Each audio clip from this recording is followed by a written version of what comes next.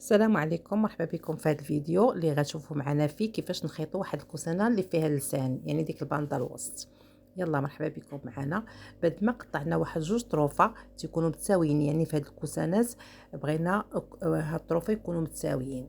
يعني هاد الكوسانه اللي غنشرح لكم فيها، عندنا فيها الصالون كاينين الماطلات من هاد اللون الاحمر هذا الاوني. بغينا نديرو ليهم كوسانات ديالهم. من بعد ما قطعنا جوج طروفه متساويين، قطعنا واحد الباندا فيها 8 سنتيم. هذيك الباندا ديال 8 سنتيم هي اللي غتكون بين هاد جوج طروفه. هاد الثوب عندنا حنا فيه الصونص، يعني ملي تنبغي يكون عندنا شي ثوب فيه الصونص تنديرو ايدينا تيكون واحد الجهه ملسه وجهه حرشه. ديما تنخيطو على الجهه الملسه كما تتشوفوا، تنخيطو على الجهه الملسه باش ما يعطيناش التكماش. هذه يعني معلومه خاص اي واحد حرفي او ماشي حرفي يتخذها بعين الاعتبار. المهم انا هاد الطريقه اللي قلت لكم غير الناس المبتدئين او الناس اللي عندهم هوايه ديال الخياطه وداك الشيء وبغاو يخيطوا كوسانات بحال هاد النوع من الدار ولا شي حاجه ما فيها باس. هذه هي الطريقه السهله باش تخيطي واحد الكوسانه فيها اللسان. المهم تنقطعوا هاد الباندا هذه تتكون نقطعوا فيها 8 سنتيم باش ملي تخيط تبقى على 3 سنتيم، تبقى في هذيك الحاشيه فيها 3 سنتيم. المهم تنخيطوا هاد الباندا كما قلت لكم. هاد الثوب عندنا حنا فيه الصونص، تنخيطوا على الجهه الرطبه باش ما تعطيناش تكماش. حتى الثوب هذا حتى هو اللي غنخيطوه فيه الصونص، يعني فيه اتجاه ملس. تنعرفوه باللمس ديالنا، تنديروا ايدينا تعطينا واحد الجهه ملسه كما تشوفوا. هذيك هي اللي غنحطوا عليها الباندا حتى هي فيها اتجاه. تنشدوا الجهه الملسه، الصونص غادي نازل، يعني باش نخيطوا داك البلاطو مع الباندا في نفس الاتجاه باش ما يعطيناش في الاخر ما يعطيناش التكماش. الا خديناه كونتر سونس تعطينا التكماش. يعني هذه قاعده عامه ماشي غير في هاد الكوسانات، يعني في الريدوات اولا كوسانات سامبل دائما نخيطوا على الاتجاه ديال الثوب، خيطوا في الاتجاه ديال السونس ديال الثوب ما يعطيناش التكماش. المهم حنا غنقادو هاد الباندا مع البلاطو، تناخدو واحد سنتيم ونص تقريبا اولا سنتيم ديالنا، تنتم غاديين بيه حتى للراس مع البلاطو. يعني هذا هو الدوره ديال الكوسانه.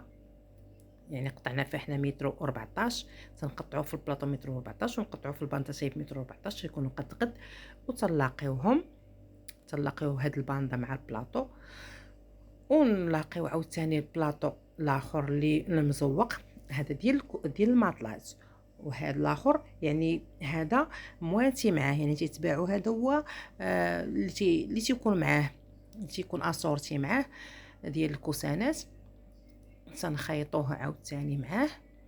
حنا هاد كما قلت لكم هاد الكوسانات خديناهم تيكونوا متساويين، الباندا في الوسط.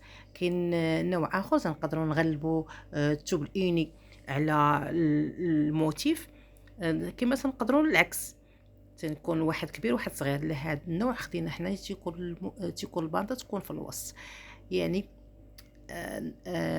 الطرف الاوني مع الموتيف متساويين والباندا وسط منهم. يعني ملي خيطنا الباندا خيطنا الباندا مع البلاطو الاول، تنخيطوا عاوتاني البلاطو الثاني باش تعطينا واحد الكوسانه فيها لسان الوسط. تنخيطوا حتى للراس تكونوا طروفه متساويين مع الباندا، ما يكون لا تكماش لا والو. هذا باش نعرفوا بان راه داكشي غادي مقاد، كلشي تيخرج ما تيخرجش واحد كبر من الاخر باش ما يعطيناش ديكالاج. هانتوما كيما شفتوا دابا مني خيطناها ما كاين لا تكماش لا والو. وهذيك الباندا بغيناها تكون طايحه على الثوب الاحمر. دائما ملي تيكون عندنا بحال هكايا تلوحوا على الثوب الاوني صافي.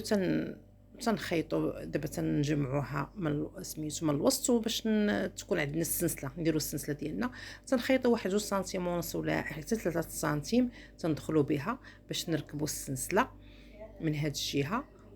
والجهه الاخرى حتى هي تندخلوا بواحد 2 سنتيم حتى 3 سنتيم باش نركبوا السلسله ديالتنا.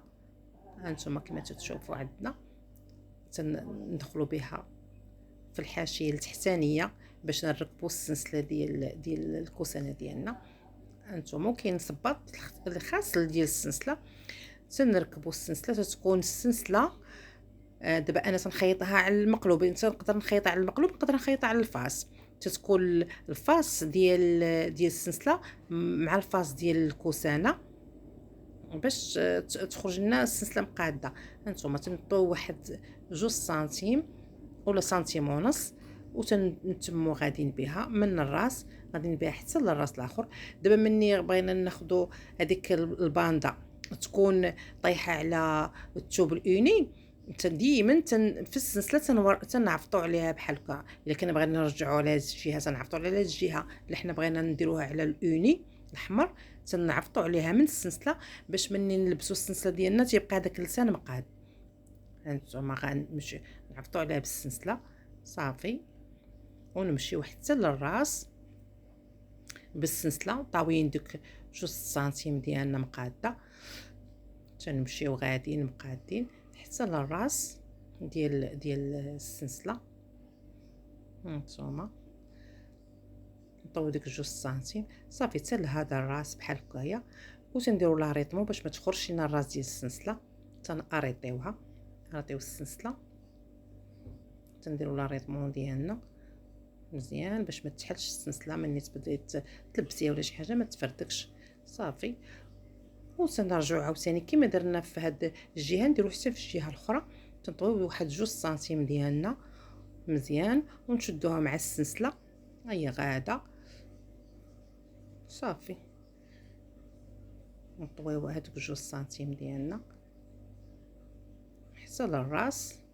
انا ما زرتش لكم الفيديو، خليته عادي باش تتبعوا المراحل. اللي بغات تخيط بحال بغات دير السلسله ديال الكوسانه او اللي بغات تخيط نفس هذا الموديل، ما جربش الفيديو، خليته عادي صافي. ها انتم صافي حتى للراس، وتنديروا لا ريطمو باش ما يخرجش عاوتاني الراس ديال السلسله، وما تفردكش عاوتاني السلسله ملي تنبداو نلبسوا فيها ما تفردكش. وخاص الراس ديال السلسله مع الراس الاخر يكونوا متساويين، ما يكونش واحد كبر من الاخر ما يعطيناش ديكالاج. يعني الا عطانا ديكالاج ان كان شي ديفو في الكوسانه، يعني بلاطو غيكون كبر من البلاطو.